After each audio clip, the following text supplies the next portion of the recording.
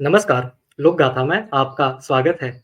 आज हमारे साथ एक बहुत ही विशेष व्यक्ति जुड़े हैं इस पॉडकास्ट के लिए। इनका नाम है रामकृष्ण दधीच जी।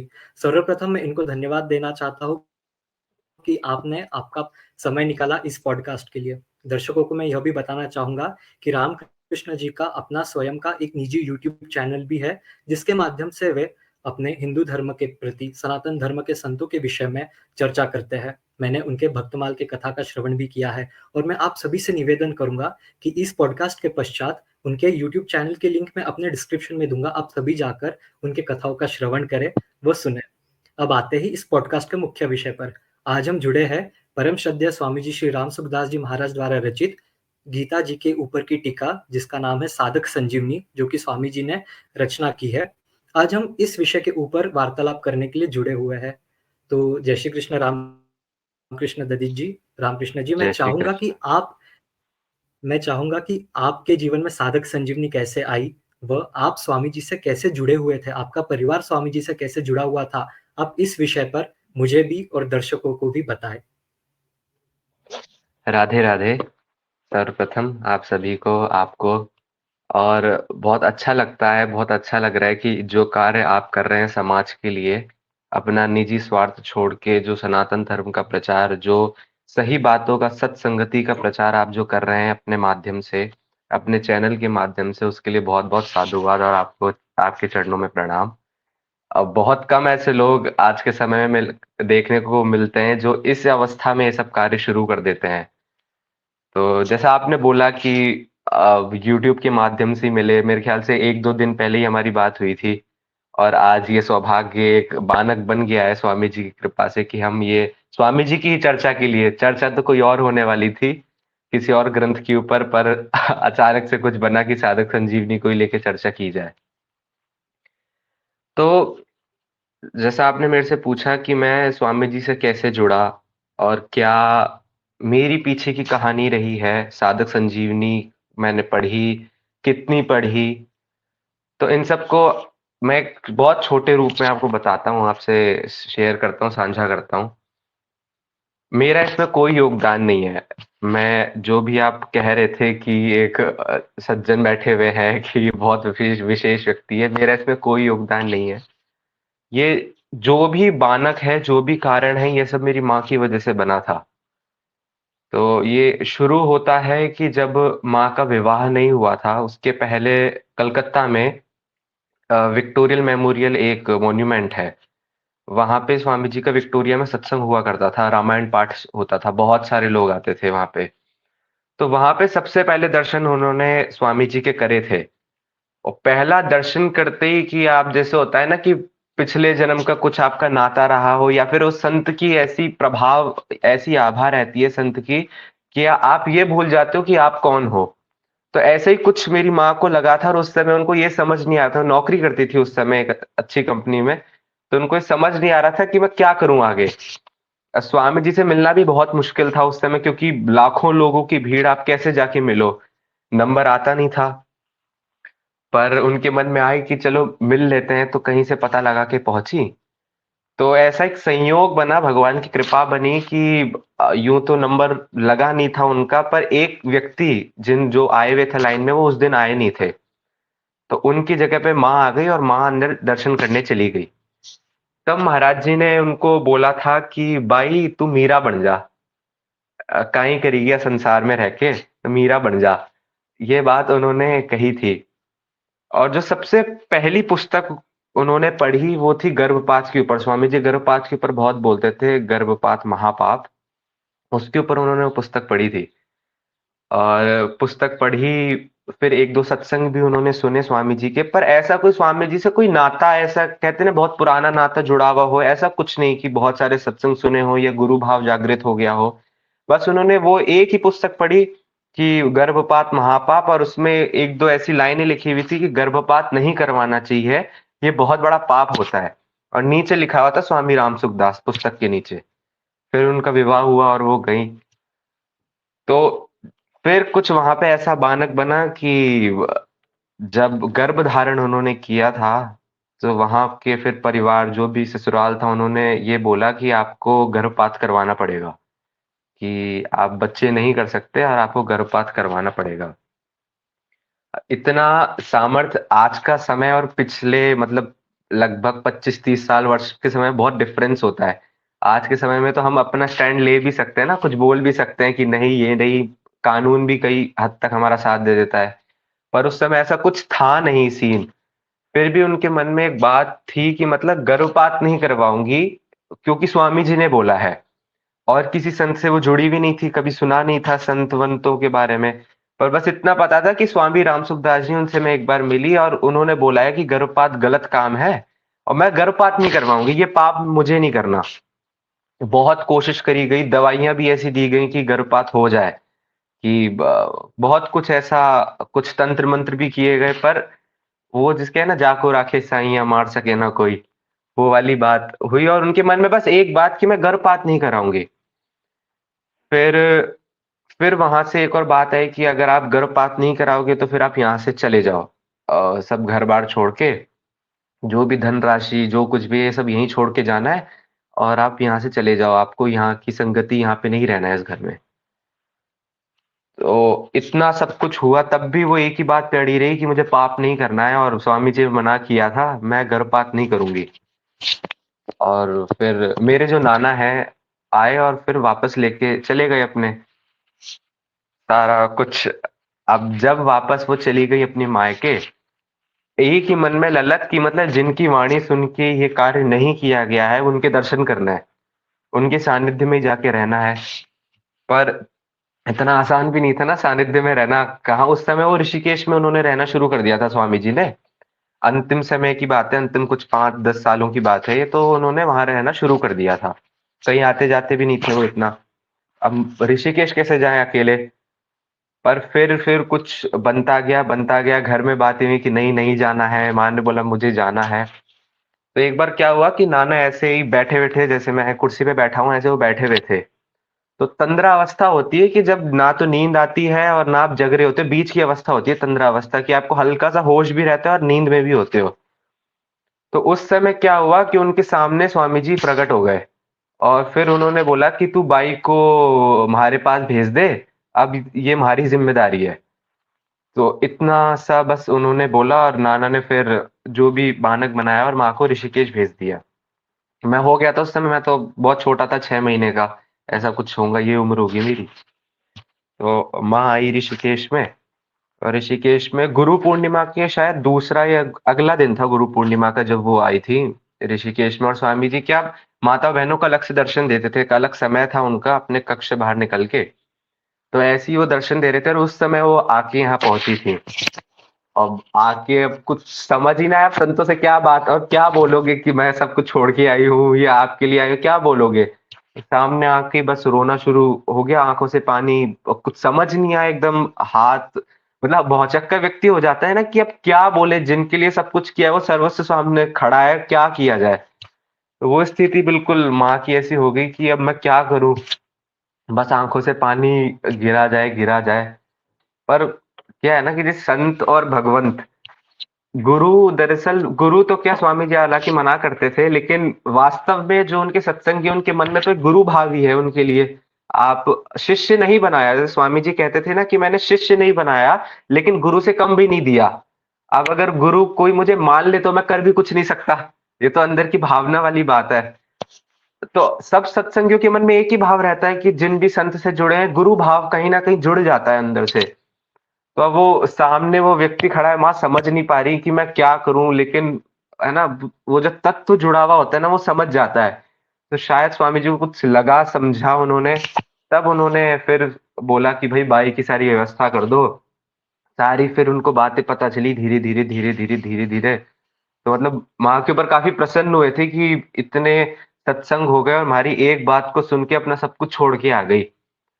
अब और भी सारी कई सारी चीज़ें थी, पर मुख्यतः मतलब ये चीज़ थी। जो स्वामी जी मतलब एक है ना, आज्ञा पालन पे स्वामी जी बहुत जोर देते थे कि आज्ञा पालन ये एक ऐसी चीज़ है कि व्यक्ति को सुधार दे, आज्ञा पालन। और संतों की क्या सेवा करोगे आप? ना तो उनको अब धन से मतलब, जो वास्तविक संत होता है, ना तो धन से मतलब, ना वैभव से मतलब, उनको सिर्फ़ एक चीज़ चाहिए होती है कि आप उनकी बात मान लो। है ना? बड़े-बुजुर्ग हो जाते हैं हमारे परिवार में, सब कुछ कमा लिया, सब खड़ा कर दिया एक अच्छा एम्पायर। अंत में उनको बस एक ये बात रहती है कि भाई हमारा सम्मान करे, हमारी बात मान ले, हम हमसे जो छोटे हमारे बच्चे, बस यही एक मन में आशा रहती है। तो स्वामी जी के मन में मतलब बस एक यही एक जो होता है ना, तो उन्होंने अपने पत्र वगैरह और कई में माँ को भी ऐसा बोला कि थाने तो माँ ने तो राम जी साधु बनाया, थाने तो मैं तो खुद बना, थाने राम जी बना दिया। भाई अब तो है ना मीरा बन जा, अब ये संसार वंसार के चक्कर में पड़ने की तेरे को जरूरत नहीं है। तो नाना को भी उन्होंने बोला कि ये बाई हमारी बेटी स्वरूप है, और थे अब चिंता को नहीं करो, आज तो राम जी ने डोर पकड़ ली इसकी। तो यहाँ से ये एक बानक बना, उनकी वजह से फिर इस दास पे थोड़ी कृपा दृष्टि थोड़ी पड़ी कि भाई चलो है ना, छोटा सा बच्चा है, एक वो धान कटता है जब गेहूं का, तो साथ में भूसा भी निकल आता है। तो वो स्थिति थी कि भाई धान तो मेन वो है, बाद में भूसा निकल आया। तो इस पे भी थोड़ी नजर पड़ गई कि चलो एक है बच्चा तो। पर हाँ, बात जहाँ पे कृपा की है, मैं अपने बारे में तो क्या ही बताऊंगा कि क्या क्या चीजें, पर कृपा तो पूरी है। जब 2005 में उनकी लीला उन्होंने समेटी और लीला स्मरण करी, तो उन्होंने बोला था माँ से कि कहाँ जाने की इच्छा है तेरी? दो जगह हैं मेरी नजर में, एक तो श्रीधाम वृंदावन और एक अयोध्या।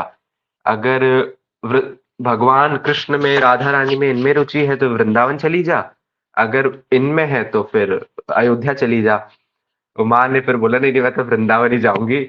उसके बाद से फिर हम लोग 2005 से या 6 से हम लोग फिर वृंदावन आके वृंदावन रहने लगे थे।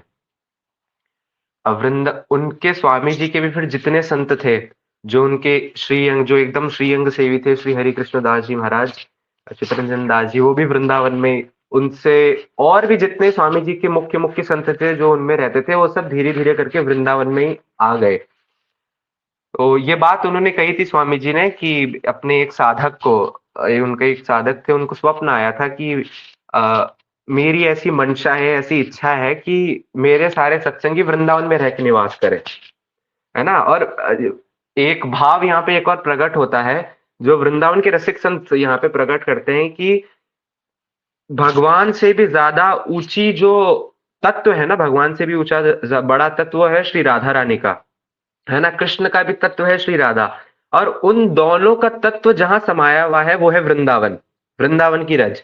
इसलिए आप ये देखना कि हर एक व्यक्ति को ये अनुभव होता है, जो जो वृंदावन का आश्रय लेता है ना, कि उनका चाहे किसी भी धर्म का गुरु हो, किसी भी पंथ के गुरु हो, वो अंत में उनको दिखता वृंदावन में है। जैसे श्री प्रेमानंद बाबा, उनका बहुत बड़ा रुझान जो है पोद्दार जी महाराज, हनुमान प्रसाद जी पोद्दार भाई जी के प्रति था। अब भाई जी तो रहते गोरखपुर में, शरीर भी चला गया। तो एक बार वो परिक्रमा लगा रहे थे वृंदावन की, और मन में ये बहुत अभिलाषा कि मेरे को भाई जी के दर्शन करने हैं। इतनी बातें भक्ति, मेन भक्ति में प्रवेश उनका इस वजह से हुआ, उनकी वाणी के अनुसार अगर हम चले, तो अब वृंदावन की परिक्रमा लगाते लगाते उनको परिक्रमा मार्ग में भाई जी का दर्शन हो गया। तो अब ये जो बात है ना कि आप अंत में कहाँ जा रहे हो, सारे तत्व समान है, पर गुरु क्या करता है, संत क्या करते हैं ना, वो अपने से ऊंची वस्तु पे जाके जोड़ देते हैं। एक वास्तविक गुरु, वास्तविक संत का क्या अर्थ है कि वो भगवान से जोड़ता है। अगर अपने तक सीमित रख लिया ना, तो फिर वो तो एक एक एक स्वार्थ जनित एक चीज हो गई ना। आप कोई भी पिता ये चाहेगा कि मेरा पुत्र मेरे से बड़ा कुछ करके दिखाए। ऐसी संत जन जाते हैं कि मेरे जो भी सत्संगी हैं, या जिनसे भी, चाहे वो कोई कीट पतंग वृक्ष आदि भी क्यों ना हो, वो जाए तो फिर एक बड़ी जगह पे जाए। नारद जी थे, नारद जी ने श्राप दिया नल ग्रोह मणिग्रीव को, लेकिन श्राप के बाद क्या श्राप दिया कि भाई जड़ तो हो जाओ, पेड़ बन जाओ, लेकिन कहाँ के पेड़ बनो, नंद भवन के पेड़ बन जाओ। और श्राप भी दिया संत ने तो कहा कि नंद भवन के पेड़ बन जाओ। क्यों? अब अगर हिमालय विमालय के पेड़ बन जाते तो कहाँ कन्हैया के दर्शन हो पाते हैं उनको। तो ये एक बानक, एक कृपा का एक पूरा बानक बना था उस समय कि हम किस तरीके से स्वामी जी से जुड़े थे। तो मुख्यतः तो माँ ही जुड़ी थी, और उनकी वजह से ये मैं भी जुड़ गया। और फिर वहां से क्या कि संस्कार, वो जो बीज डल जाता है ना, स्वामी जी ये बात बोलते थे कि मैंने बीज डाल दिया है। उनके सत्संग में एक बात आती है, वो अपने सत्संग के वो कहते थे जब गीता भवन में सत्संग कराते थे कि मैंने भाई पीएचडी की तैयारी आपको करवा दी है, अब मेरे जाने के बाद एबीसीडी आप पढ़ते रहना, नर्सरी फर्स्ट क्लास, पीएचडी मैंने आपको पढ़ा दी है कि क्या वासुदेव सर्वम, क्या भगवत कृपा का आश्रय, सब मैंने पढ़ा दिया है। इसके बाद आपकी जो इच्छा है खुद पढ़ते रहना।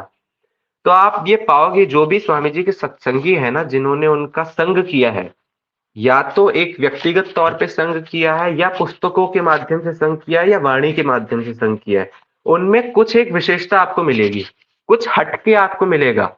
और ये हर एक संत उन संत के उन अनुयायी के साथ है जो उन संत को पूरी तरीके से मानते हैं ना।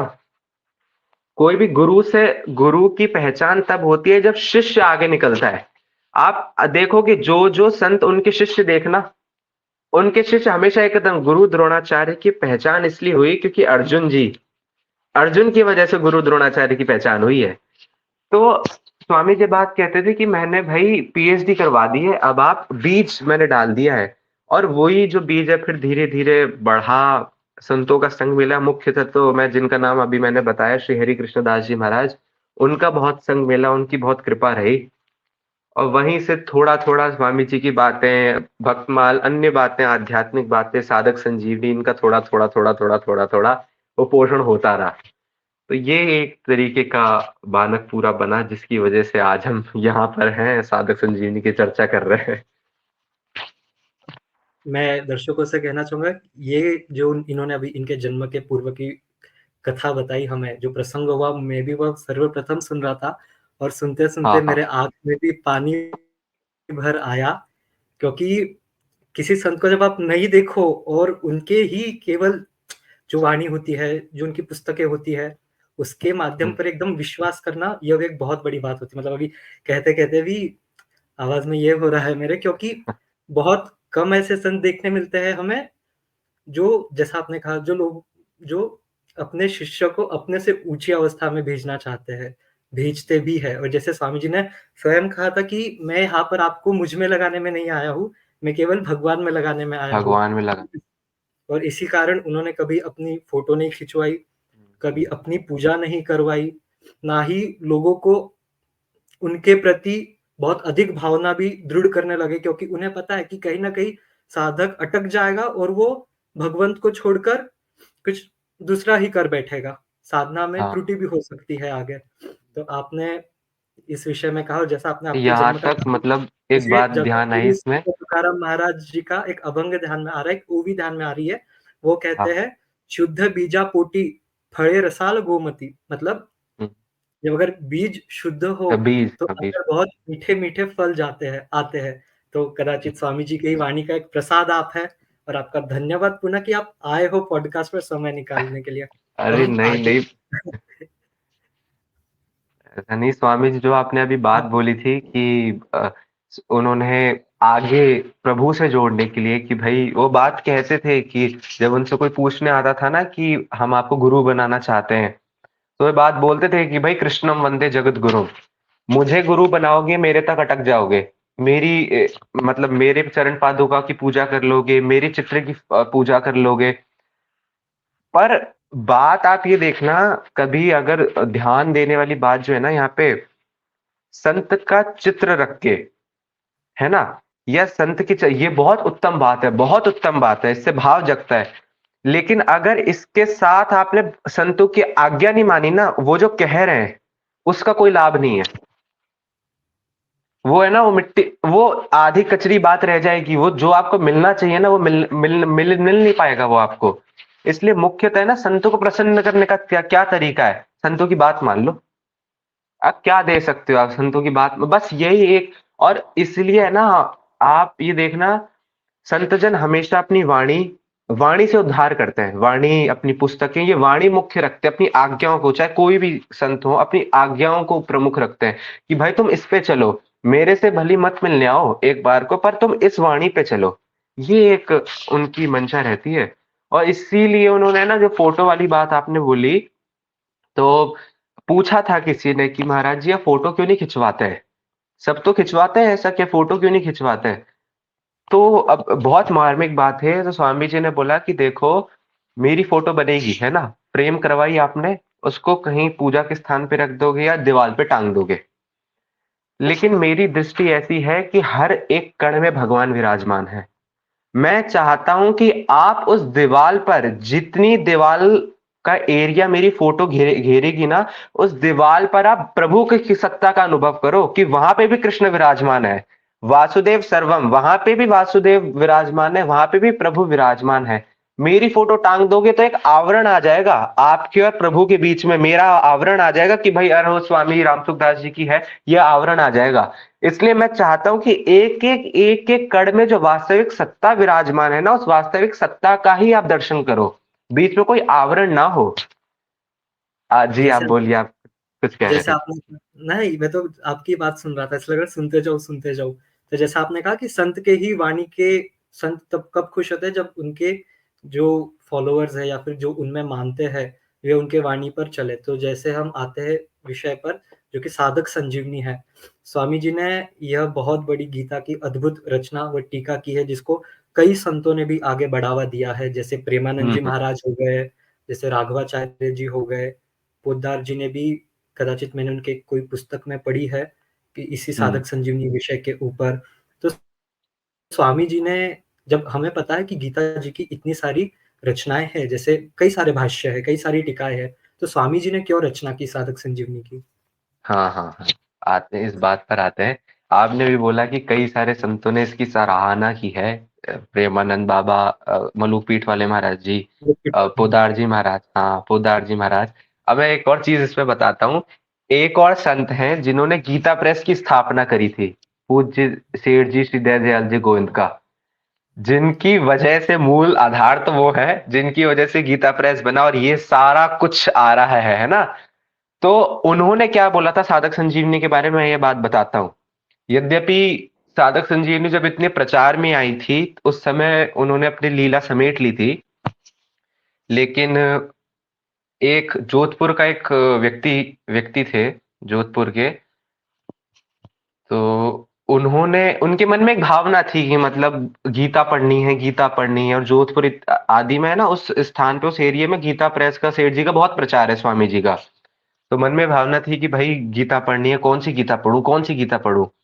तो सोए वो, तो सोए तो स्वप्न में सेठ जी आए और सेठ जी ने आके बोला कि, अब सेठ जी ने भी लिखी हुई है ना साथ ये गीता के ऊपर, उन्होंने गीता के ऊपर उन्होंने खुद भी एक टीका करी है।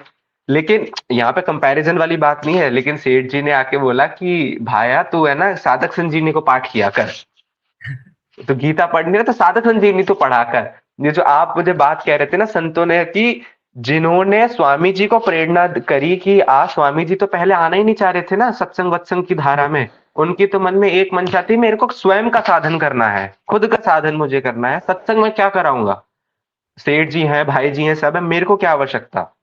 सेठ जी ने बोला नहीं नहीं, आपको करवाना पड़ेगा, आप स्वयं साधन कराने के लिए हुए नहीं हो। क्योंकि बचपन में उनसे पूछती थी उनकी माँ, उनके गुरु की, भाई सुक्खा, उनके बचपन का नाम सुक्खा था, है ना, कि रे सुक्खा तू कहीं करने आयो रे, इस जगत में क्या करने आया है, भजन करने आया है। बोले भजन करने नहीं, मैं भजन कराने आया हूँ। बहुत छोटी अवस्था में वो बात बोलते थे, भजन करने नहीं, भजन कराने आया हूँ मैं लोगों से। तो सेठ जी ने वो बात पकड़ ली कि भाई, सेठ जी ने फिर उनको बोला कि आप ज्ञान की सारी सीढ़ियां आप पार कर चुके हो, अब आप उस ज्ञान का प्रचार करो। फिर धीरे धीरे धीरे धीरे पोद्दार जी, फिर जब तक थे तब तक पोद्दार जी के संरक्षण में, फिर उसके बाद स्वामी जी धीरे धीरे करके गीता प्रेस का और इन सत्संगतियों का प्रचार, उन्होंने सत्य का प्रचार करना शुरू किया। अब बात जो आपने उठाई थी कि इतनी सारी गीताओं पे टीका हुई भी है, तो साधक संजीवनी ही क्यों? ऐसी कोई भेद की मंशा नहीं है कि साधक संजीवनी ही गीता गीता है। देखो, गीता एक ऐसा ग्रंथ है जो केवल इकलौता ग्रंथ है जिसको भगवान ने अपने मुख से बोला है ना। और एकम शास्त्रम देवकी पुत्र गीतम, एक शास्त्र, सारे वेद उपनिषद जितने भी है सबको समेट के ना सूत्र रूप से अगर आप डालो तो वो भगवत गीता में आएंगे सब कुछ। इसलिए गीता में ज्ञान, कर्म, भक्ति, ध्यान, योग, ये सब कुछ। जब मेडिटेशन आजकल जैसे बहुत चल रहा है, तो ये मेडिटेशन की भी धाराएं सब गीता में वर्णन किया हुआ है इनके बारे में। कई सारे महापुरुष ने कई सारी अपनी टीकाएं करी हैं, सबकी वंदनीय है टीका, और सबने अपने अपने स्तर पे बहुत उत्तम टीकाएं करी हैं। ऊंची नीची यहाँ पे किसी की नहीं है, जो भी ना, आप देखिए संत तो सब समान है ना। इतने सारे संतों की क्या आवश्यकता है, या इतने सारे अवतारों की क्या आवश्यकता है। संत सब समान है, भगवान के सारे तत्व, एक तत्व सारे रूप समान है। लेकिन ये जो है ना, हम इतने जो लोग हैं, हम समान नहीं है। कोई कहीं पे किसी की बुद्धि लगती है, किसी की कहीं पे बुद्धि लगती है। किसी को भाई अब भगवान कृष्ण इतने पसंद आते हैं, किन्हीं को मर्यादा, और किन्हीं को भगवान राम बड़े पसंद आते हैं। अब कोई राम और कृष्ण में भेद थोड़ी है, जिसकी जहां में रुचि बैठ जाए वहां वहां चले जाए। ये सनातन संस्कृति की एक है ना, एक खूबसूरती है कि भाई जिसका जिससे भाव जुड़ रहा है वहां पे चले जाओ। डेमोक्रेसी, जो असली डेमोक्रेसी की बात होती है वो ये है। तो जिसको जहां पे लग रहा है, तो इसलिए सब संतों ने अपनी अलग अलग टीका करी भगवान की प्रेरणा से, कोई बड़ी छोटी नहीं। लेकिन मैं एक बात बताता हूँ अपने स्तर के उदाहरण पे। बचपन में है ना, 10th में 11th में मैथ्स सब्जेक्ट होता था ना, मैथमेटिक्स। तो ये सीबीएसई बोर्ड में एनसीईआरटी नाम की एक आती थी, जो सिलेबस में होती थी, एनसीईआरटी। एनसीईआरटी होने के बावजूद एक और किताब को लगभग लगभग हर बच्चा रेफर करता था, वो थी आर डी शर्मा, मैथ्स की, है ना। मैथ्स। और हाँ, इतनी एनसीईआरटी, और देखो बोर्ड्स के पेपर में आनी एनसीईआरटी से ही सवाल है, ये भी पता होता था कि 90% है। लेकिन आर डी शर्मा के पीछे सारे कोचिंग, सारे स्कूल सब पड़े रहते थे। इतनी मोटी होने के बावजूद एनसीईआरटी इतनी सी, वो इतनी मोटी। क्यों? क्यों पड़े रहते थे? क्योंकि इतना व्याख्यान उसमें था ना, एक एक परत खोल के समझाई हुई थी कि भाई पाइथागोरस थ्योरम है ना, कि A square plus B square equal to C square, तो उसके पीछे रीजन क्या है इसका। आप इतना तक बोल देते थे कि भाई अगर 10th की आर डी शर्मा कर ली तो 11वीं की भी थोड़ी पढ़ाई हो जाएगी आपकी, है ना। तो अब मूल तो हो गई 700 श्लोक की भगवत गीता जो उल्लेख हुई है, वो तो एक तरीके से हो गई एनसीईआरटी। साधक संजीवनी की जो विशेषता है ना, वो ये है कि एक एक परत खोल के उन्होंने डाली है, एक एक परत, एक एक परत निकाली है कि भाई एक एक शब्द, एक एक परत। आप कभी पढ़ना, साधक पहला श्लोक आता है गीता में, धर्म क्षेत्रे कुरुक्षेत्र समवेतायुत्सव मामका पांडवाश्चैव किम कुर्वत संजय। अंतिम श्लोक, जो 700वां श्लोक है और पहला श्लोक है ना, साधक संजीवनी में पहला श्लोक का क्या संबंध है अंतिम श्लोक से? यत्र योगेश्वरो कृष्णो यत्र पार्थो धनुर्धर, जो अंतिम श्लोक है, क्या संबंध है? इतना प्रगाढ़ उसमें सूत्र, और इतना प्रगाढ़ उसमें ना, पढ़ पढ़ के विचार मंथन करके वो लिखी गई है। दूसरी बात, एक है मैं गीता लिख दूं या कोई और गीता लिख दे, जिनका अभी तक गीता में जीवन ही नहीं है ना। एक होता है ज्ञान, जानकारी से लिखी हुई बातें, कि मैंने कुछ शब्द के अर्थ मुझे पता चल गए, संस्कृत मुझे पता चल गई, मैंने उसके अर्थ कर दिए शब्दार्थ की भाई ये शब्द है। एक है मैंने गीता को पहले जीवन बनाया है, मैं उसकी तरह जिया हूं, फिर मैंने उनके बारे में कुछ लिखा है। आप है ना, स्वामी जी, स्वामी रामसुखदास जी महाराज की एक घटना मुझे बता दो, ढूंढ के कोई भी, जब आपको ये लगे कि वो अपने सिद्धांत से हिले हुए हों, या उन्होंने गीता के विरुद्ध कोई कार्य किया हो अपने सिद्धांत से हटके। जो उनका एक संत की तरह सिद्धांत होता है ना, उनकी एक पुस्तक है, एक संत की वसीयत, जिसमें उन्होंने अपनी, मतलब संत को कैसा होना चाहिए ना, उसमें एक प्रदर्शन मिलता है उस चीज का कि कैसा होना चाहिए, एक दर्शन मिलता है। पहले उन्होंने जिया गीता का, वो बोलते थे अपने सत्संग में कि मैं ऐसी पढ़ी लिखी बात नहीं बता रहा हूं, मैंने जो जिया है, जो अनुभव किया है, मैं वो बातें बता रहा हूं, इसलिए तो कल्याण हो रहा है लोगों का। वाणी में सत्यता तब प्रकट होती है जब उसको जिया जाता है। अगर साधक संजीवनी या गीता कोई पढ़े नहीं, वो बोल भी नहीं सकता। कोई जिए नहीं तो उस पर टीका भी नहीं करी जा सकती। पहले उन्होंने उसको जिया है, उसके बाद उन्होंने उस पर टीका करी है। और तीसरी बात, जब साधक संजीवनी में लिख रहे थे तो उन्होंने एक बात बोली, मतलब उसमें भी आई है शुरुआती भाव में, कि ये मैंने अपने ज्ञान के प्रदर्शन के लिए नहीं लिखी है, कि भाई किसी गुरु ने या किसी संत ने लिख दी अपने निजी जनों के लिए या फिर दुनिया के लिए, कि जो भी हमसे जुड़े वो ये पढ़ लें एक सिलेबस के तौर पे। उसलिए नहीं लिखी, मैंने इसको अपने लिए लिखा है, और मैंने ये लिखा है साधक वर्ग के लिए। और ये बात मैंने अपने दिमाग में डाल के लिखी है कि एक साधक इसको लिख रहा है और एक साधक के लिए लिखा जा रहा है। कैसे? जो मुझे भी परेशानी आई उसका भी उल्लेख मैंने किया है, जो मुझे अच्छी लगी उसका भी उल्लेख मैंने किया है। इसलिए आप देखना, साधक संजीवनी में परिशिष्ट भाव है। और वो हुँ। पहले साधक संजीवनी लिख दी गई, गीता के अर्थ हो गए, इसके बाद उनके अंदर और जो भाव आए, जो और धीरे-धीरे भाव जगे, वो उन्होंने और मिला दिए। फिर परिशिष्ट महाव में भी और कुछ लाइनें उन्होंने मिला दी। तो ये जैसे आपने देखा होगा जो सिख परंपरा है, गुरु नानक देव जी से 10 गुरु हुए हैं, गुरु गोविंद सिंह जी तक। गुरु ग्रंथ साहिब वहां से चला आ रहा है ना, गुरु नानक देव जी की वाणी से। और जब समीकरण उसका हुआ, संस्करण हुआ, तो गुरु गोविंद सिंह जी की वाणी पे आके विराम हुआ, जिसमें भारतवर्ष के अन्य संतों की भी वाणी है। और उन्होंने क्या बोला फिर गुरु गोविंद सिंह जी ने कि आज्ञा भई अकाल की, तभी चलायो पंथ, सब सिखन को हुक्म है, गुरु मान्यो ग्रंथ। अब वो गुरु ग्रंथ साहिब इतना विशेष क्यों हुआ, उसका एक कारण ये भी है कि इतने गुरुओं की नजरों से वो गुजरा। दूसरी बात ये, समय दर वो जो एक जो गैप आ जाता है ना, कि एक पिछले समय कुछ और था, आज का समय और कुछ और है, उस गैप को कवर किया गुरु ग्रंथ साहिब ने। इसलिए वहां पे हर तरह की बातें हैं गुरु ग्रंथ साहिब में, ज्ञान कर्म भक्ति। गीता भी बिल्कुल वही है, और स्वामी जी ने वही संस्करण डाला, जैसे जैसे भाव आते गए वैसे वैसे वो डालते गए। इसलिए सब गीता समान होने के बावजूद भी सबसे प्रमुख कारण जो बन जाता है ना, कि पहले उस महापुरुष ने वो अपना जीवन वैसा बनाया, उसके बाद गीता लिखी। ये सबसे मुख्य बात है। जो आपने कहा वो मैंने प्रेमानंद महाराज के ही कोई प्रवचन में सुना था। वो कहते हैं कि अच्छा, अच्छा। स्वामी जी स्वयं गीता की विग्रह मूर्ति थे, चलते-फिरते हाँ, गीता जी हाँ, की मूर्ति विग्रह थे वो। बिल्कुल। इसीलिए वे अपने प्रेमानंद जी महाराज अपने सारे शिष्यों को कहते हैं, गीता पढ़नी है हुँ, तो केवल साधक संजीवनी पढ़ो।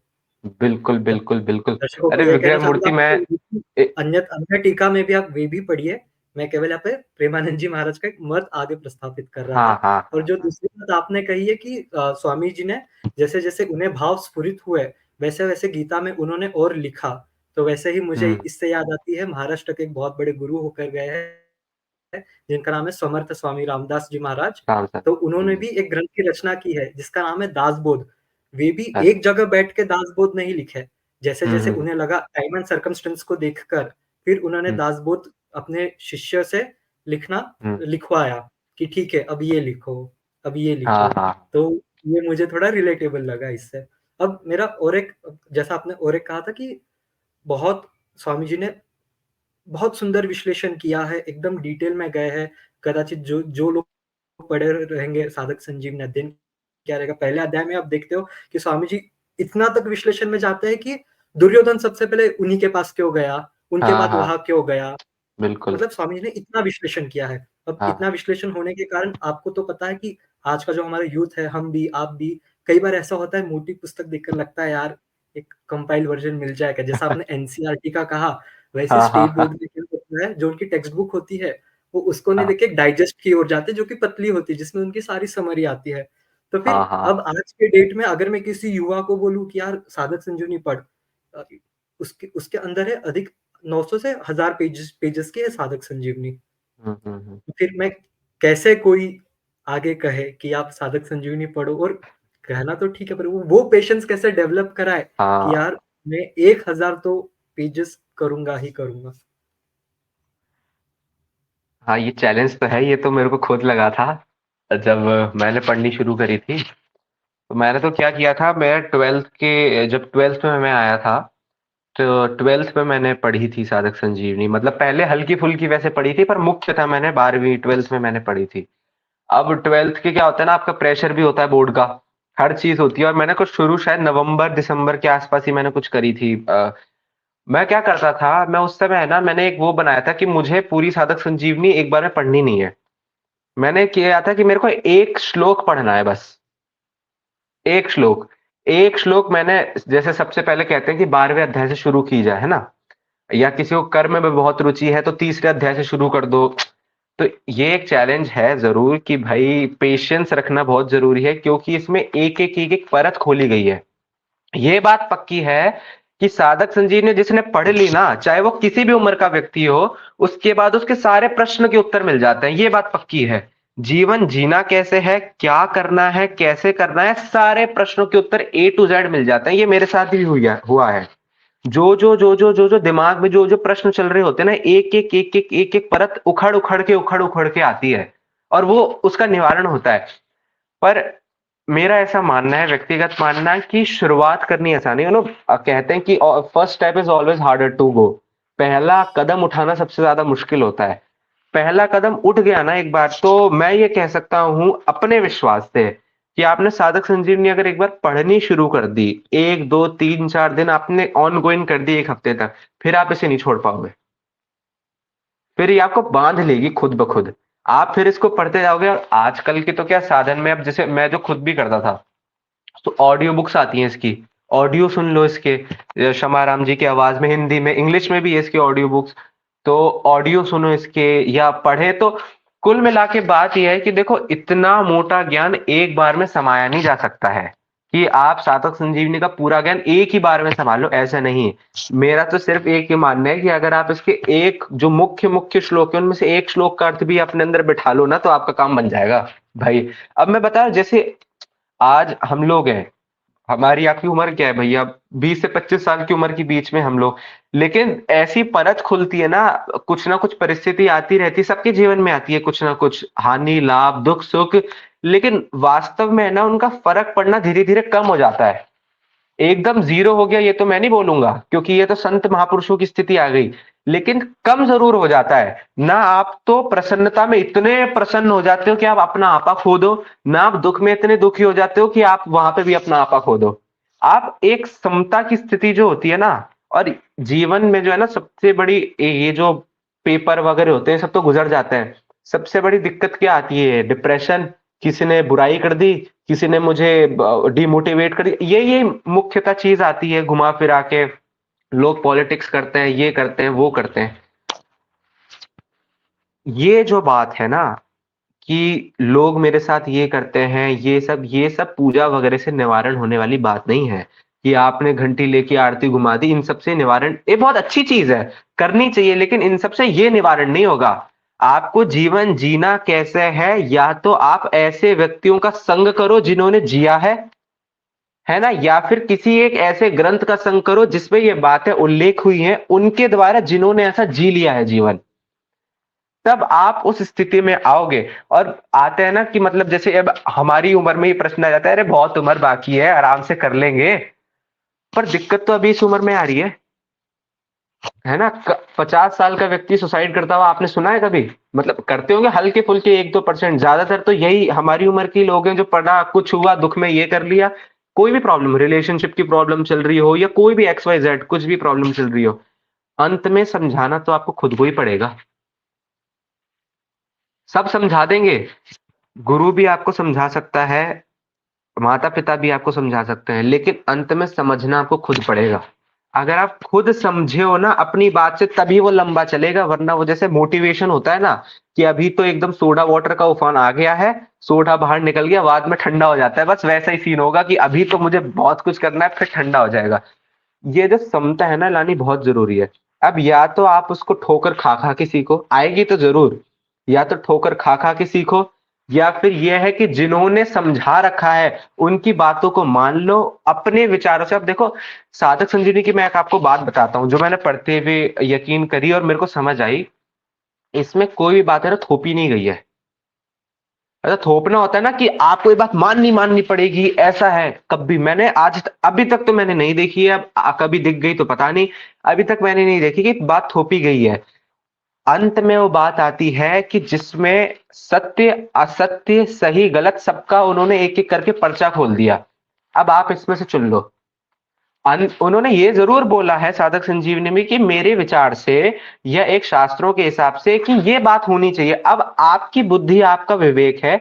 इसलिए ना साधक संजीवनी जिसे कहते हैं ना, एक आप जैसे कैट वगैरह का पेपर देते हो या कोई जी, तो एक है ना लॉजिकल रीजनिंग आती है, क्रिटिकल रीजनिंग, क्रिटिकल थिंकिंग एक सब्जेक्ट होता है जिसमें आपकी पढ़ाई काम नहीं आती, आपका दिमाग काम करता है कि आप अपने दिमाग कितना खोलो सुडोकू वगैरह कर करके। मेरे विचार से तो देखो साधक संजीवनी ये काम करती है, बिल्कुल करती है, इसमें कोई दो राय नहीं है। आपका स्वयं का दिमाग खोलती है वो, कि आपको जीवन जीना कैसे है। अंतिम लक्ष्य तो भगवत प्राप्ति ही है। चाहे गीता को आज किसी भी तरीके से उपयोग किया जाए, चाहे कॉर्पोरेट ट्रेनिंग में हो या स्ट्रेस मैनेजमेंट में हो, लेकिन अंतिम लक्ष्य गीता का क्या है? सर्वधर्मान परित्यज्य माम एकम शरणम व्रज, मेरी शरण में आ, बस ये अंतिम लक्ष्य है उसका। ये अंतिम में बात बोली है भगवान ने, है ना? अंतिम लक्ष्य ये है, लेकिन उसके अंतिम लक्ष्य तक पहुंचने से पहले खुद को भी तो संवारना पड़ेगा। कैसे? कौन संवारेगा? खुद। खुद को आपको संवारना पड़ेगा उनकी बातों का आश्रय लेके। तो मेरा ये विचार है कि साधक संजीवनी जो है ना, पढ़िए जरूर। ऐसा नहीं है कि कोई, आप भी जानते हो, कोई पेड प्रमोशन तो है नहीं कि हम लोग कुछ ऐसा कर रहे हैं। पर मेरा ये व्यक्तिगत विचार है, संत जितने भी संत, देखो मैं अकेला बोलूं तो मानी जा सकती है कि मैं बायस हूं, है ना? या कोई एक व्यक्ति बोले बायस है, लेकिन जिसके जिन भी सुलझे हुए महापुरुष जो भी है ना आज के समय में, जो भी अच्छे स्तर के महापुरुष है, जो महापुरुष है, बुद्ध पुरुष है, उन सब के मुंह से एक ही बात निकलती है कि गीता पढ़नी है तो साधक संजीवनी पढ़ो। कुछ तो कारण छिपा हुआ होगा ना। आपने जैसे इतने उनका मुरारी बापू, प्रेमानंद बाबा, मैं जिनका नाम लिया, श्री हरिकृष्ण दास जी महाराज, राजेंद्र दास जी महाराज, जो भी इत्यादि इत्यादि जितने भी हैं, सब एक ही बात बोल रहे हैं। कुछ तो है ना इसमें। सही अब बात। कुछ चीजें ऐसी होती है ना भैया, जो वाणी नहीं बोलती, बोल सकती नहीं। ये अनुभव जनित बातें होती है। जैसे आप वृंदावन आओगे ना, वृंदावन का प्रभाव अपने मुख से बोल ही नहीं सकते। क्या बोलोगे वृंदावन का प्रभाव आप? क्या बोलोगे? आपको अनुभव करने की बातें हैं वो। इसी तरीके से साधक संजीवनी को जब आप पढ़ोगे ना, और गीता के मर्म तक पहुंचोगे। एक श्लोक का अर्थ समझ लेना बहुत अच्छी बात है, श्लोक को याद कर लेना भी बहुत अच्छी बात है, लेकिन जब तक अर्थ नहीं समझा तो याद करने का कोई मतलब बनेगा नहीं ना। जीवन में तो, जब आपके जीवन में वो उपयोग नहीं दे रही है, दूसरों के जीवन में कैसे दे पाएगी वो? तो इसलिए एक बार तो साधक संगीत मेरे विचार से पढ़नी चाहिए, भले ही समय लग जाए। एक एक श्लोक ही पढ़ो, पर आप छोड़ नहीं पाओगे, बस ये है। चाहे किसी को इंग्लिश में समझ आती है इंग्लिश में पढ़े, मराठी में समझ आती है मराठी में पढ़े, हिंदी में आती है हिंदी, बंगला तो बंगला, पर एक बार पढ़े जरूर। बिगड़ेगा तो कुछ नहीं ना, गलत काम तो कुछ नहीं है, समय व्यर्थ भी नहीं होगा। दिन का 10 मिनट 15 मिनट ही तो देना है एक श्लोक में, और कितना? कुछ जाएगा तो नहीं। एक बार पढ़ के तो देखे, कुछ अगर निकल आए तो क्या पता।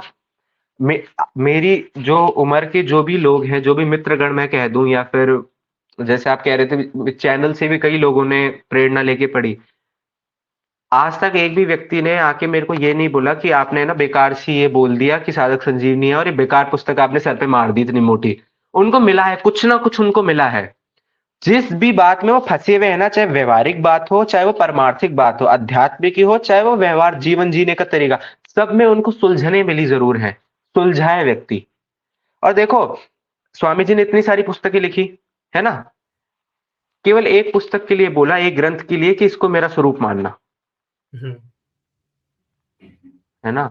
कुछ तो है। सही नहीं तो बात। इतनी सारी ग्रंथ लिखने के बाद भी, साधक संजीवनी लिखने के बाद भी तो ग्रंथ लिखे हैं उन्होंने, पुस्तकें लिखी हैं, लेकिन सिर्फ साधक संजीवनी को बोला कि मेरा स्वरूप मानना। कुछ तो बात है ना। वो तो कहते हैं इसलिए कि स्वामी जी ने अपने वर्षों की तपस्या इस ग्रंथ में लगा दी है। और जैसा आपने कहा था हाँ, कि पढ़ते हो बहुत बढ़िया, कंठस्थ करते हो बहुत बढ़िया, लाभ आएगा, इसका लाभ नहीं आएगा ऐसी बात नहीं है, लाभ आएगा, पर वो अनुभव में आए तो और अधिक अच्छा रहेगा। तो इसके ऊपर हाँ। मुझे एक मराठी में एक ओवी आती है, जहाँ पे नामदेव महाराज जी कहते हैं, नामा हुँ, म्हणे ग्रंथ श्रेष्ठ ज्ञान देवी, एक तेरी ओवी अनुभवावी। इसका अर्थ है हुँ, कि संत नामदेव महाराज कहते, ज्ञानेश्वरी मान, ज्ञान देवी माने जो संत ज्ञानेश्वर महाराज ने टीका लिखी थी, भावार्थ दीपिका, गीता जी के ऊपर। तो वो कहते हुँ, हैं कि ग्रंथ श्रेष्ठ ज्ञान देवी, एक तरी ओवी अनुभवावी, कि केवल अगर उसकी एक लाइन, एक ओवी, एक स्टैंजा नहीं, एक लाइन भी अगर आपने अपने जीवन में उतार ली ना, श्रेष्ठ हो हुँ। चुके हो आप। तो वैसे ही गीता जी का मतलब, गीता साधक संजीवनी के भी कॉन्टेक्स्ट में हम इसे ले सकते हैं। बिल्कुल, बिल्कुल, बिल्कुल। मैं तो कह रहा तो हूँ जैसे एक श्लोक जैसे मैं अभी जो मैंने जिनका नाम उल्लेख किया था ना, श्री हरिकृष्ण दास जी महाराज, जो उनकी निजी सेवा में थे। तो वो एक बात बोलते हैं कि जो 700 श्लोक है ना गीता की, वो 700 रूल्स ऑफ मैनेजमेंट है, how to manage the life. ये 700 श्लोक नहीं है, 700। और देखो ना, हर एक श्लोक में एक नई नई चीज मिलेगी आपको। पहला श्लोक जिसमें संजय बीच से, अब अपने लोग ये कहते हैं ना, अर्जुन मोहित मोह में थे, है ना? आप देखो, द्वापर के अंत में गीता बोली गई, है ना? अर्जुन मोह में हो सकते हैं। आप बस इतना सा सोचो, जिन अर्जुन को निरंतर भगवान का संग मिल रहा है, ये एक लीला रची गई है। अच्छा, अगर गीता वास्तव में देखा जाए ना, तो हम जैसे लोगों के लिए बोली गई है। वरना सतयुग त्रेता युग वहां पे गीता, अच्छा द्वापर में भी गीता, गीता का प्रचार द्वापर में भी कहाँ हुआ है? गीता का प्रचार तो कलयुग में हुआ है ना? तो क्योंकि अपनी कलयुग टीका को में ही, अपनी टीका में हाँ आदि शंकराचार्य लिखते हैं ना, अर्जुनम निमित्त कृत्यम, कि अर्जुन हाँ तो हाँ केवल निमित्त था। हाँ, निमित्त थे। तो बस वो गीता तो अपने लिए लिखनी थी चीजें, कि भाई कलयुग में हम लोगों को उठाना है। क्योंकि कुछ ना कुछ दिक्कतें तो आती रहती ना, परिस्थितियां तो कुछ ना, चाहे व्यवहारिक है चाहे परमार्थिक है, कैसे भी है, हर एक व्यक्ति। आप देखो एक 15 आज के समय में 10 से 16 साल के बच्चे में भी एक बच्चा परेशान है, 20 साल का भी परेशान है, 30 साल का भी परेशान है, 40 का भी परेशान है, 50 का भी परेशान है, सब परेशान है। तो सब परेशान है ना, सब परेशान है, चाहे अपने अपने ढंग से परेशान है, लेकिन उनका एक सॉल्यूशन क्या है ना? एक सॉल्यूशन क्या है? गीता। क्योंकि सब मिला दिया उसमें, भगवान एक शास्त्र है जिसमें सब मिला हुआ है, और इसलिए गीता आप पढ़िए, थोड़ा ज्ञान लीजिए गीता का। ना मैंने ये नहीं कह रहा कि शास्त्र श्लोक रट डालिए पूरी तरीके से, कि भाई एकदम कंठस्थ करने, समझिए, एक दो श्लोक ही भले पकड़िए पर उनको समझिए। एक श्लोक का गूढ़ अर्थ इतना है ना कि वो आपके अंदर के पेज खोल देगा, धीरे धीरे धीरे धीरे। ये सही वास्तविकता बात। है। आपके इस बात से मुझे स्वामी गोविंद देव गिरी जी का एक व्याख्यान याद आता है। वे हाँ हाँ कहते हैं कि हम गीता को अपनी माँ कहते हैं, बराबर। हाँ एक हाँ बालक माँ के साथ खेलता है, वैसे ही आप हाँ गीता के साथ खेलिए। प्रतिदिन ऐसे कोई हाँ क्रमबद्ध तरीके से मत पढ़िए। अगर हाँ। आपको नहीं रुचि आ रही है तो कोई एक श्लोक उठाइए, पढ़िए, पढ़ना शुरू कीजिए। और इसके विषय में हम्म। और एक कहते हैं, ये अपने मैंने भी अनुभव में देखा है, जो कोई गीता पढ़ना शुरू करता है, पहला अध्याय पढ़ता है, बहुत आनंद आता है। क्योंकि आपको पता है कि बैकग्राउंड सेटिंग फर्स्ट अध्याय में होता है कि अभी वहां से हाँ शंख बजे, अभी ऐसा हाँ हाँ हुआ, हाँ अभी ऐसा हो हाँ रहा है, दुर्योधन का मन हाँ घबरा रहा है, वो भीष्म पितामह के पास जाता है। और वैसे ही हाँ हाँ हाँ। दूसरे अध्याय में आते हैं, ऐसा लगता है एक नर्सरी के बच्चे को पीएचडी की पुस्तक अपने हाथ में दे रखी है। क्योंकि हाँ दूसरा अध्याय ये तो इसलिए गोविंद देव गिरी जी कहते हैं, जैसा आपने क्रम का कहा, मैं पहले कहना भूल गया, वो कहते हैं कि पहले अध्याय के बाद दूसरा अध्याय नहीं, क्रम देते हैं। वो कहते हैं कि पहले अगर आप, जैसा आपने कहा, कर्म में अत्यधिक रुचि है, तो तीसरा अध्याय पढ़िए, छठा अध्याय पढ़िए जो मैनेजमेंट आदि के ऊपर है, 12वां अध्याय पढ़िए। फिर कदाचित अगर आपको लगे कि आप हो गए हो, थोड़े फल पक गए हो आप, हम्म। तो आप पक गए हो माने थोड़ा हम्म। ज्ञान, थोड़ी हाँ हाँ। अंडरस्टैंडिंग डेवलप हो चुकी है, जी तो अब जी। तब आप सेकंड चैप्टर पे, और सेकंड चैप्टर के वो लास्ट 18 श्लोक को बहुत जोर देते हैं वे।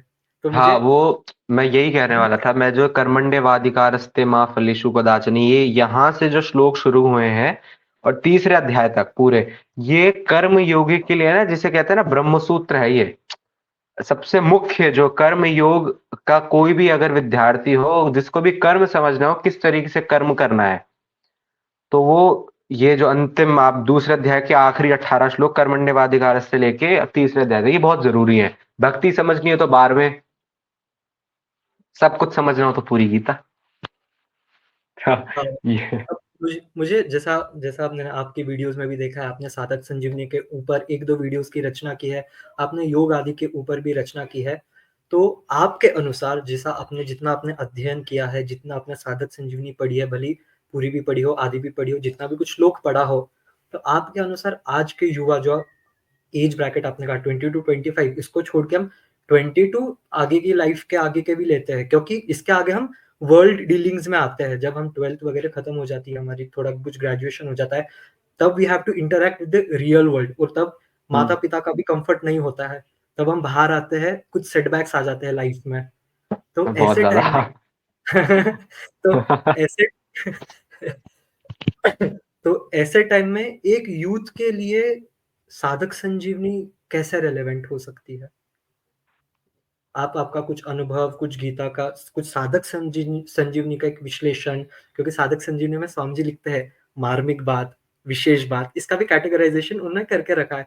तो कोई ऐसा अगर आपको अभी आपके स्मृति पटल पर आ रहा है कि यार ये शेयर करने जैसा है, कि ये मैं बताना चाहता हूँ कि यूथ साधक संजीवनी को कैसे ले, कैसे पढ़ना, मतलब पढ़ेंगे तो सही, पर कैसे ऐसा इम्प्लीमेंट भी करे, कैसे शुरुआत हो?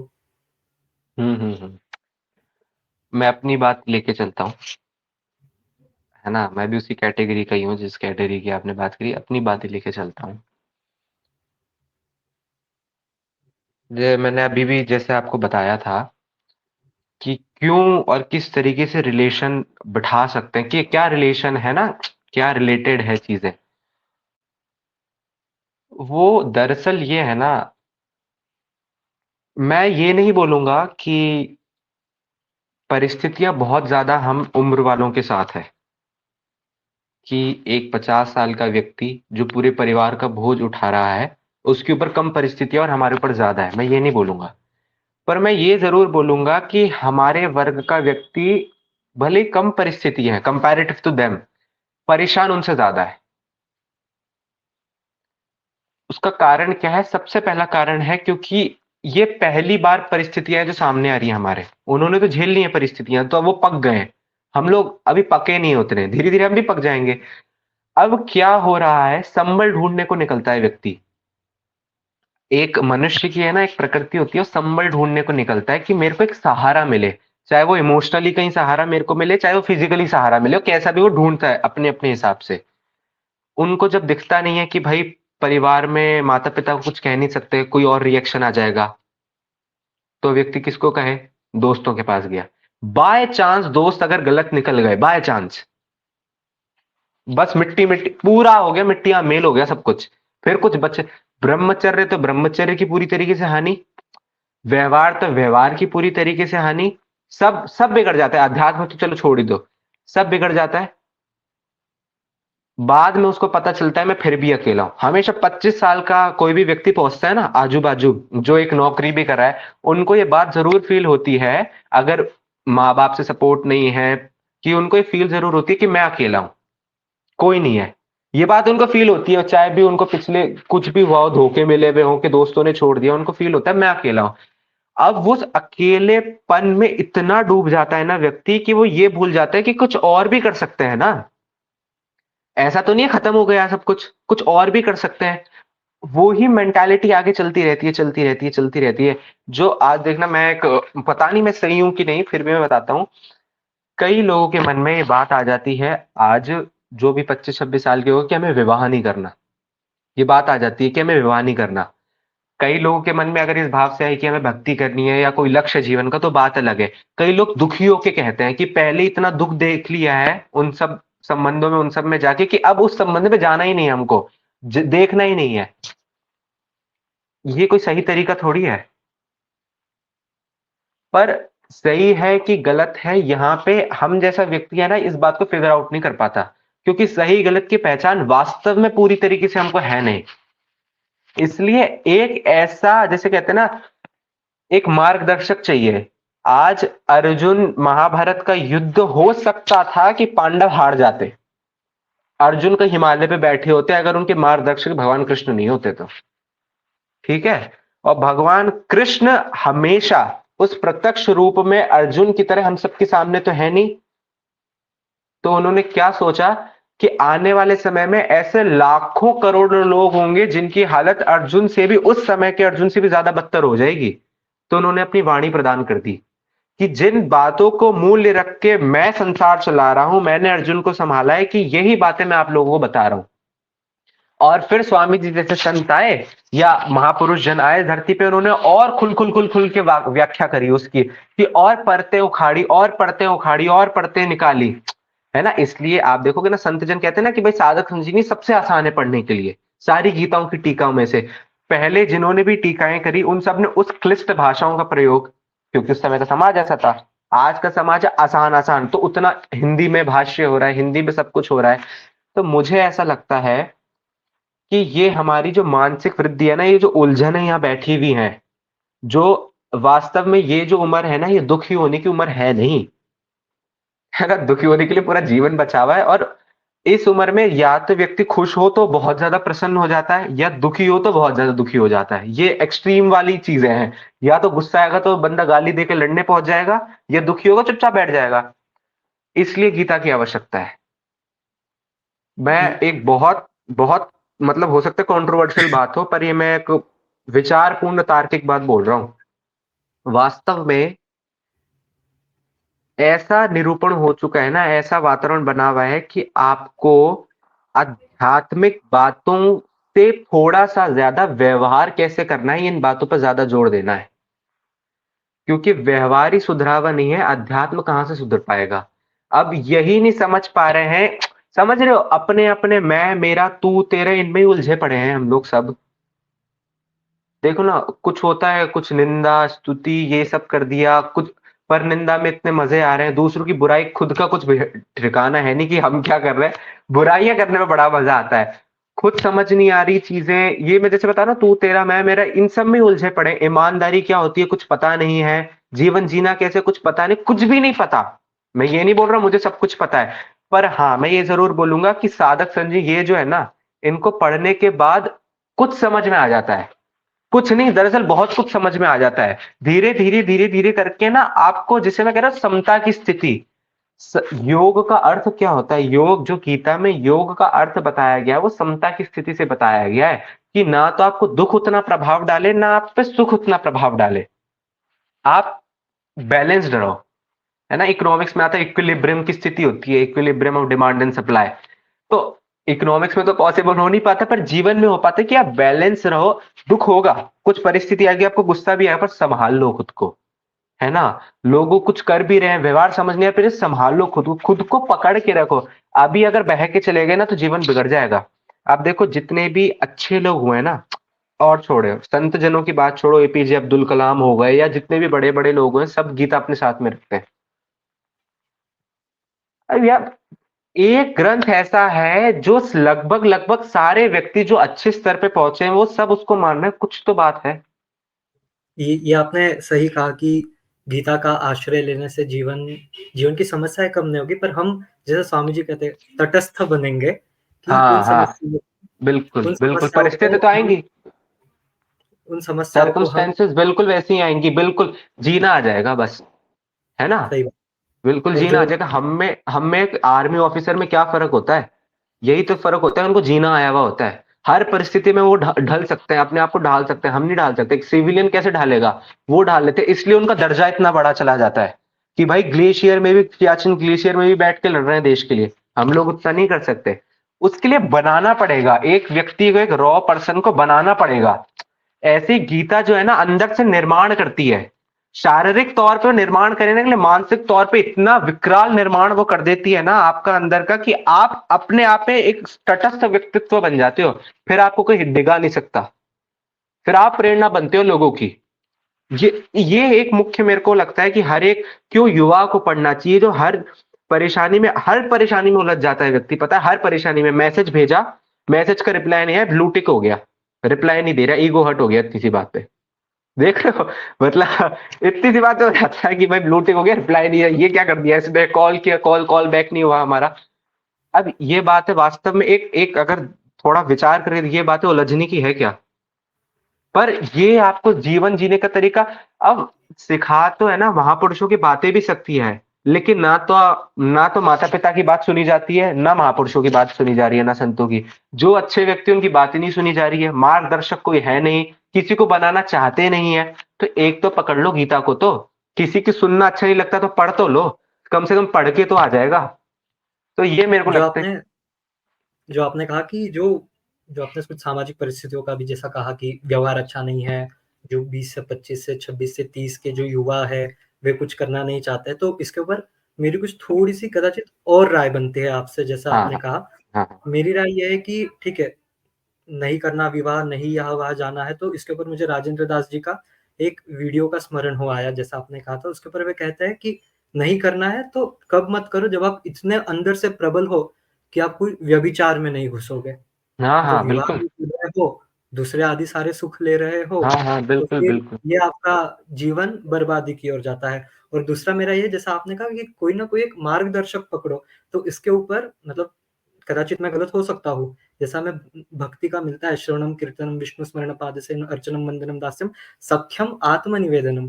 तो इसके जो 2 अंतिम शब्द है मुझे बड़े प्रिय है, वो है सख्यम आत्मनिवेदनम। आत्मनिवेदन।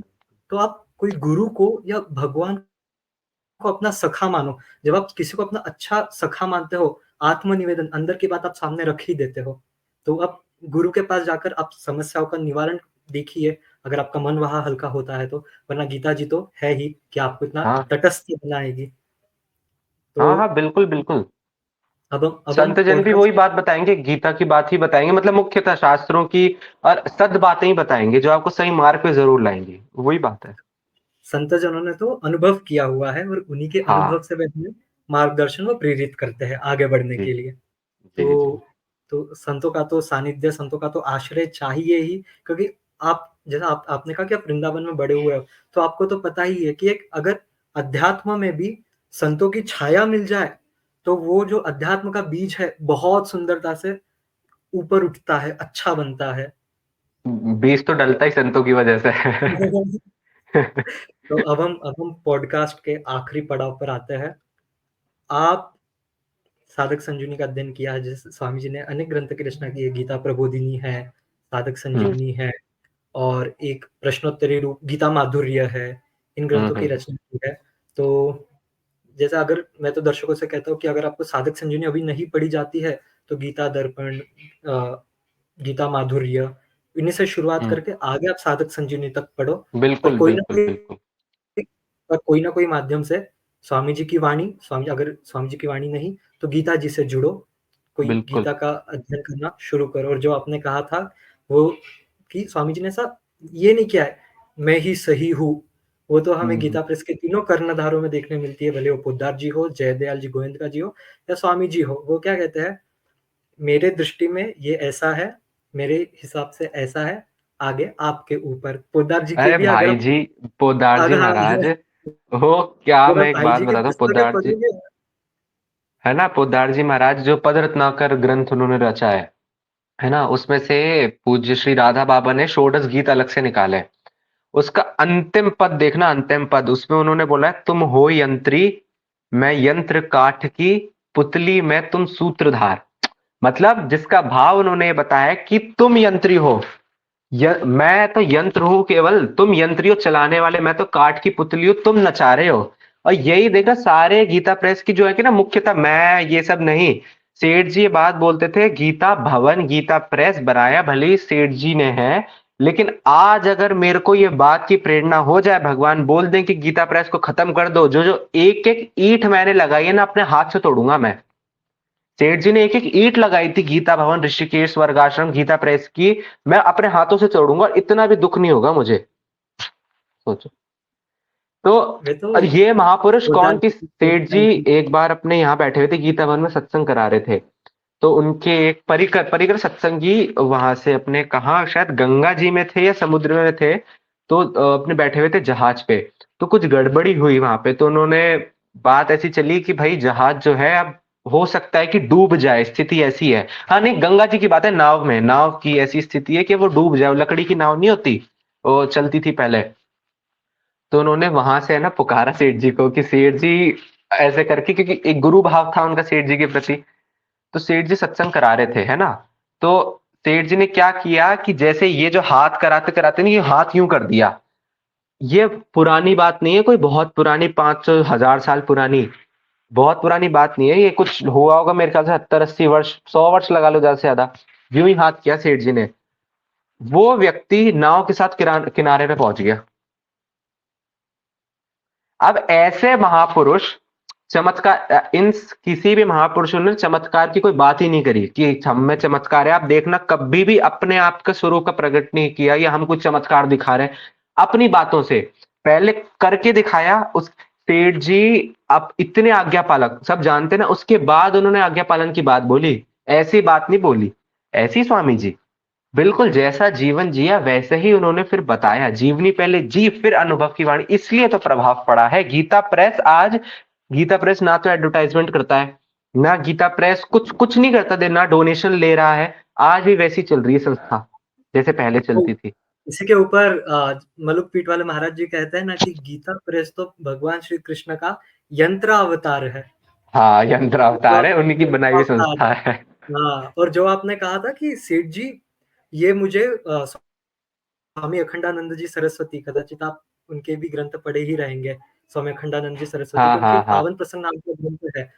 उनके अंदर हमें पता चलता है कि सेठ जी के रूल्स एंड रेगुलेशंस दूसरों के लिए नहीं, खुद के लिए खुद कितने के लिए। स्ट्रिक्ट है। दूसरे के ऊपर नहीं थोपते थे वो। मुझे हम्म। इससे उनका एक प्रसंग याद आ रहा है। स्वामी अखंडानंद जी सरस्वती को एक गाँव उनकी ट्रेन यात्रा निकली थी जिनके अंदर अखंडानंद जी भी थे। तो उनको कहीं एक गाँव जाना था। सेठ जी ने कहा आप सबको जाना है जाओ, मैं उस गाँव में नहीं जाऊँगा क्योंकि हुँ, मेरी कुछ मान्यता के अनुसार वहाँ पे कुछ चीज़ें होती है, तो मैं वहाँ नहीं जाऊँगा, आपको जाना है आप जाओ। तो आप देख रहे हो, लिबर्टी हुँ, है दूसरों के लिए, बट स्ट्रिक्टनेस खुद के लिए है। ऐसा नहीं कि खुद स्ट्रिक्ट है, खुद स्ट्रिक्ट नहीं और बाहर थोप रहे हैं वो स्ट्रिक्टनेस। तो बिल्कुल, यही हमें बिल्कुल। संतों, महापुरुषों तीनों में देखने मिलती है, पोद्दार जी में हो, जयदयाल जी में हो और स्वामी जी में हो। तो अब बिल्कुल, बिल्कुल।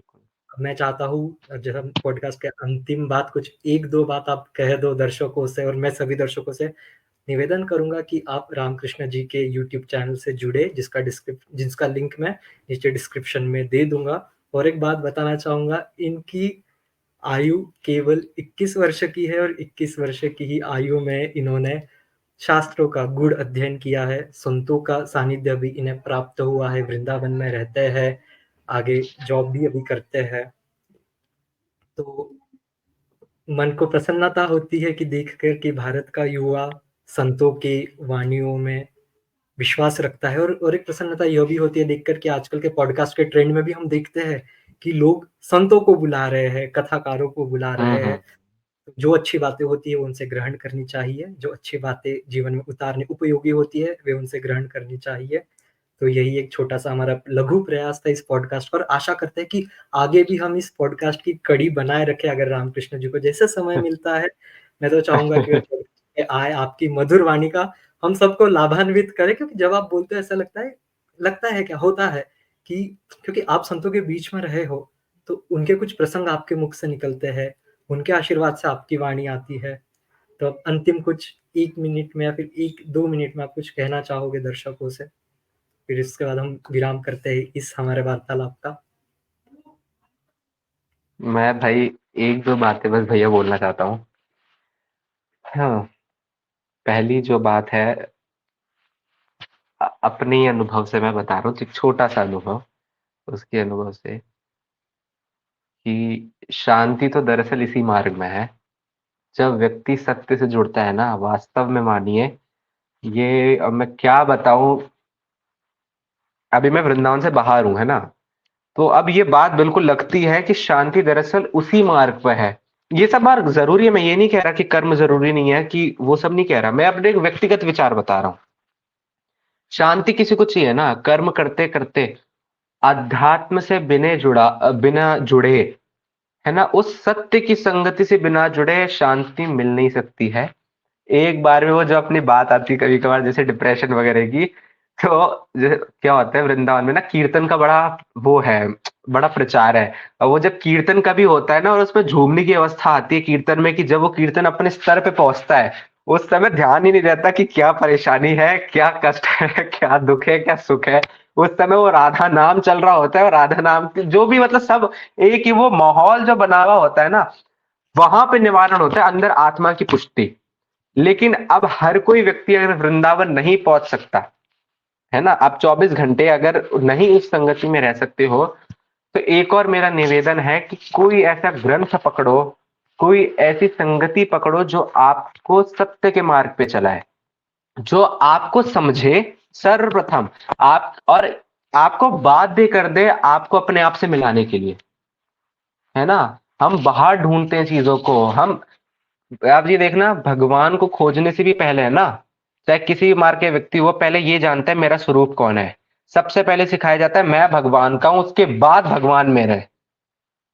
देखा, मैं भगवान का हूं और केवल भगवान मेरे है, उसके बाद आती है कि मैं भगवान। हूँ केवल नाथ का, आप हो मेरे नाथ, हाँ, बिल्कुल। स्वामी जी की वाणी है। सुना ही रहेगा आपने। हे मेरे हे नाथ, हे मेरे नाथ, मंत्रों का यह महामंत्र है, हे मेरे नाथ, हे मेरे नाथ, है ना? महा तो मेरा बस ये कि यही है कि जैसे अभी हम लोगों ने गीता के बारे में बात करी, साधक संजीवनी, श्रीमद् भगवत गीता साधक संजीवनी के बारे में, आप उसको पढ़ें।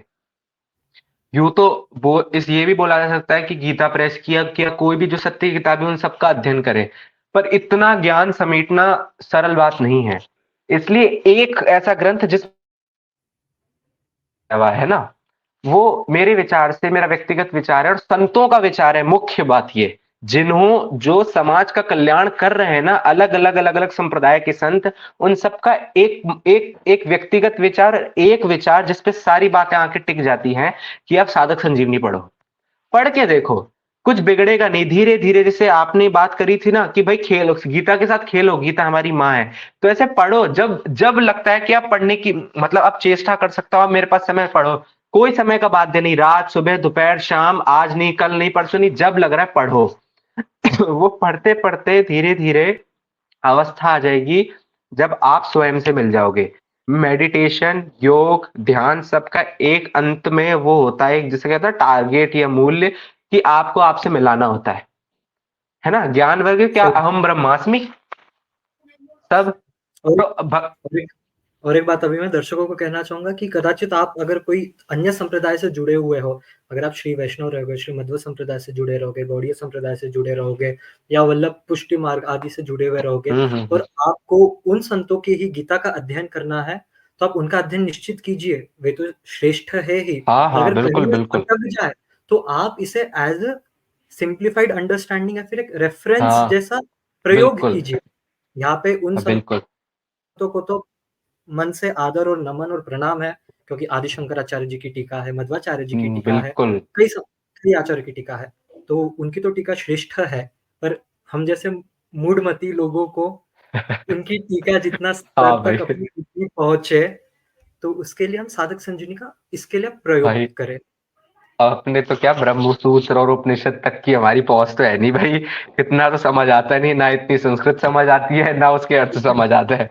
जो समझ आ रहा है बस उसी के बारे में बात हो रही है। पर जो जिस संप्रदाय से जुड़ा हुआ है, बहुत जरूरी बात है, अपने हम्म। गुरु प्रदत्त वाणियों का पहले पहले उसको मतलब वो करें, मुख्यता दें, उसको पढ़ें, और साथ में उसको और समझना हो। अगर वो आपको लग रहा है कि भाई ये पर्याप्त है मेरे लिए, तो वहीं पे टिक जाए, वहीं पे टिक हम्म। जाओ, उसी को पढ़ो, गुरु प्रदत्त गुरु वाणी को पढ़ो। लेकिन फिर भी अगर मन में कहीं उत्कंठा है कि समझ नहीं आ रहा है अगर कि मैं क्या पढ़ूं, तो साधक संजीवनी पर आ जाओ। ये आपके हर का निवारण कर देगी। ये एक मेरी लिखित गारंटी है भाई, मेरी व्यक्तिगत। हालांकि मैं कुछ हूं नहीं, पर फिर भी संतों के आश्रय से, संतों की वाणी को साक्षी मान के ये बात बोल रहा हूं कि हर प्रश्न का उत्तर जरूर मिल जाएगा, जीवन संवर जाएगा, ये बात पक्की है। तो एक बार पढ़िए, पढ़ के देखिए एक बार, कुछ निकले, जरूर निकलेगा। अवश्य निकलेगा। तो ठीक है, आपका पॉडकास्ट में बहुत आनंद आया, मुझे बहुत कुछ बातें सीखने मिली। ऐसा लग रहा है कि श्रवण करते जाओ, पर समय का भी अभाव है, आपके भी हाँ। कार्य है। मैं बस आपसे एक निवेदन करूंगा कि जब भी आपको समय हो, अवश्य पुनः जुड़ना हमारे साथ पॉडकास्ट के लिए। कुछ और विषय पर चर्चा करेंगे, अथवा हम साधक संजीवनी के ही ऊपर चर्चा करेंगे। अथांग गहरा सागर है, जितना आप खोजो उतना आप डूबते जाओगे। तो आपका बहुत बहुत धन्यवाद। आपने आपका समय निकाला, आपने हमें कई अन्य संतों के विषय में कहा, संतों के प्रसंग से हमें परिचित कराया, स्वामी जी के विषय से परिचित कराया, आपके विषय में बताया। अब इस पॉडकास्ट को हम स्वामी जी की वाणी से ही करेंगे।